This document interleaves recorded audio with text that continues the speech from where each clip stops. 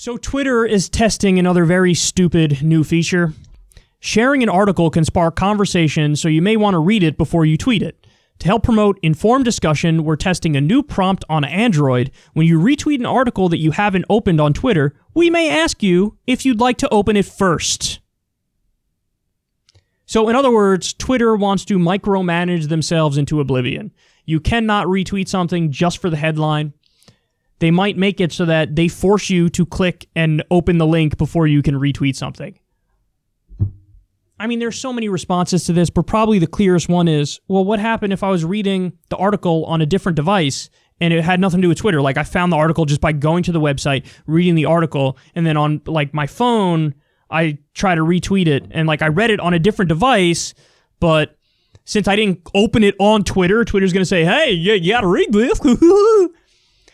I mean, this is the kind of heavy-handed stupidity that will destroy a platform. Listen, man, it's not like all social media companies are somehow magically above and beyond becoming the next MySpace.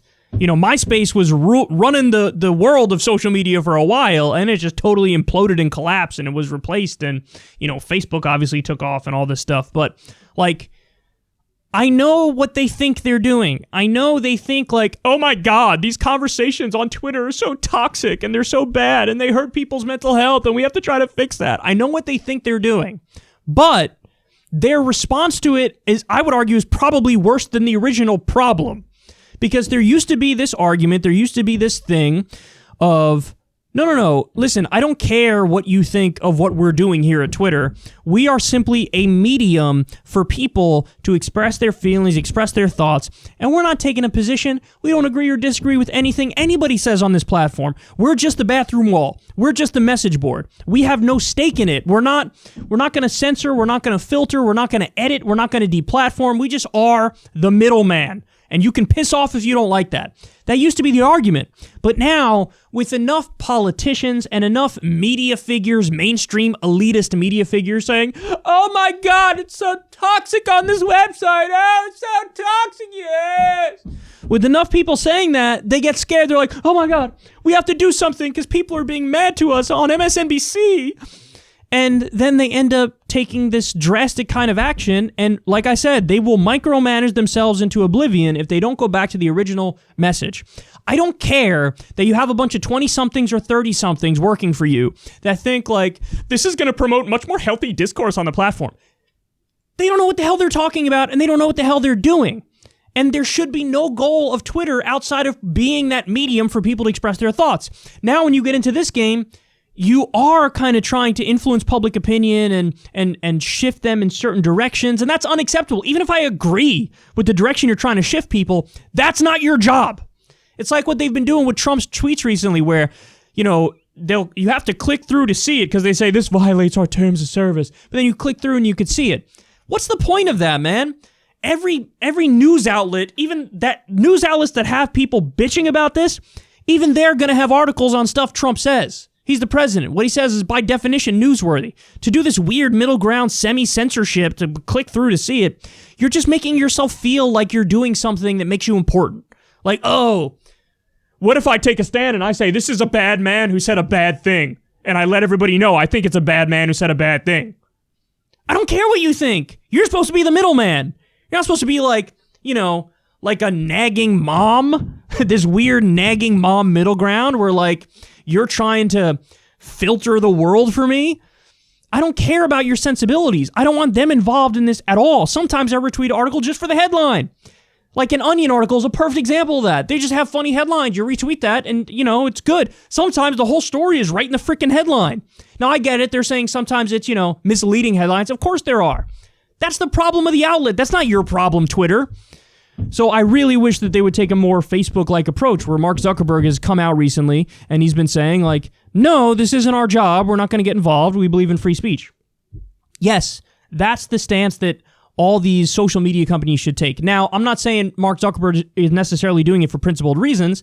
I think now there are a hell of a lot more conservatives on Facebook, so he's like, you know, it's protecting his business model in a way. So I'm not, you know, saying he's on some pedestal or whatever, but what I am saying is if Twitter keeps going down this path, oh my God, they are going to micromanage themselves into oblivion.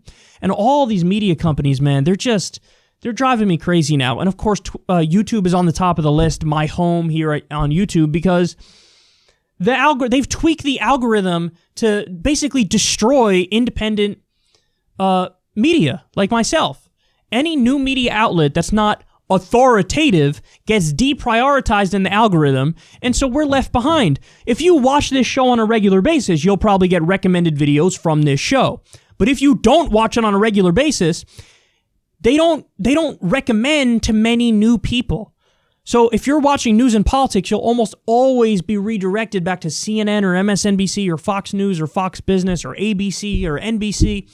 The Hill is lucky in the sense that they, Rising with Crystal and Sagar, they are part of a corporation. There's a parent corporation, The Hill. So they're lucky in that they kind of are an outsider voice that skirted through and beat the algorithm in a way. So they get to grow really fast. Whereas people like me and, Jimmy Dore and Sam Cedar and David Pakman, and the Humanist Report and David Dole and Tim Black and Nico House and all these like more outsider voices, it's harder for us to grow because we're not recommended to new people because YouTube made a point of not recommending us to new people anymore.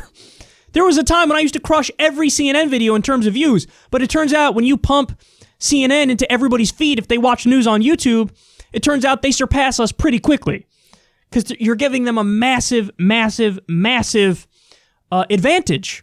In a fair fight, I think I beat them 10 out of 10 times. But if you don't recommend me to new people and you recommend them to new people, of course they're going to beat me. Of course, every major authoritative source is going to beat me. And YouTube has come out and admitted this. They've said, yeah, we're going to only prioritize authoritative sources. So, you might, if you watch a bunch of secular talk videos and have on autoplay, eventually it'll go to an outlet that you don't like and I don't like. But that's what YouTube says. We're making a point of doing that. So it's tough. What I would say is you guys like the video, subscribe to the video, click the bell so you get a notification every time we drop a new video. But also, I got to find a way around that. So share with family and friends and just try to get the word out because, again, it's very difficult. And I feel like all of these social media companies, Twitter, YouTube, they're micromanaging themselves into oblivion because they're so sensitive to any criticism from idiot elitists.